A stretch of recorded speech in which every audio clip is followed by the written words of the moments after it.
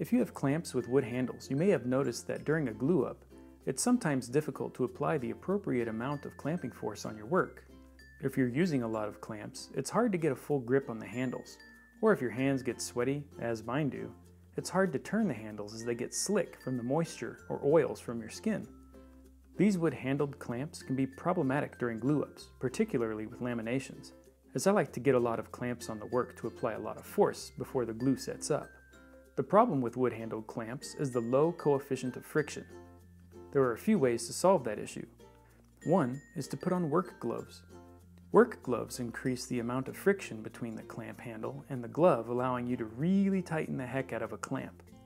The trouble is I always misplace my gloves, or I use them for yard work, and then if I use them to handle the material, I get dirt or grime on the work.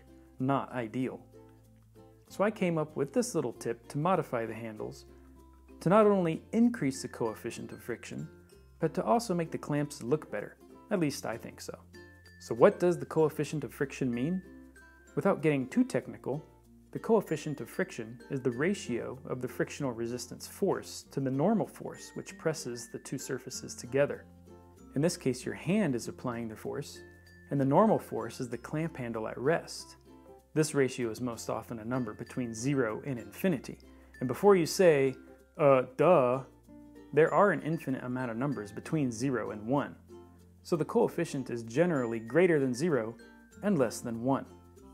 A really low coefficient of friction would be ice rubbing on ice, with about a coefficient of 0.01.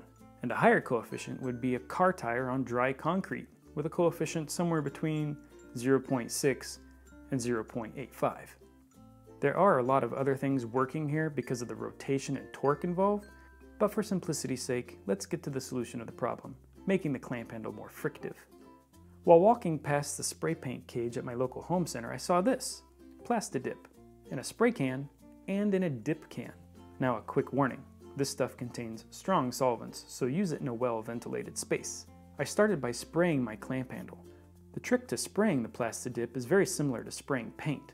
Spray a few light coats first, waiting about 20 minutes between each coat to establish a base for a good bond for the later coats. The last 2 coats can be heavier. The issue with this is that the spray gets on the other parts of the clamp, and if you're as particular about your tools as I, it'll drive you crazy. Fortunately, it's easily scraped off. My preferred method of application is using the dip can. Now this is best done on small parts. The directions are simple.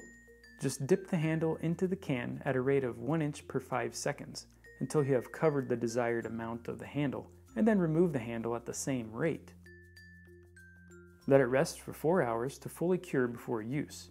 You can do this as many times as you like, depending on how you want the handle to feel. Now there's no more need for work gloves in the shop, as I can really crank down on the clamp handles with just my fingertips, as I have raised the coefficient of friction between my fingers and the clamp handle. Once you do this to your clamp handles, you'll probably be looking for all kinds of things to dip. If you enjoyed this tool tip, please click the like button and share for others to see.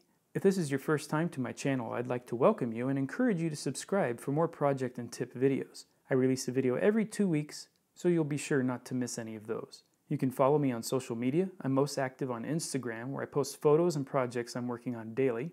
And finally, you can see a detailed write-up on this video and more at my website. Thanks for watching. I'm Sean. See you next time.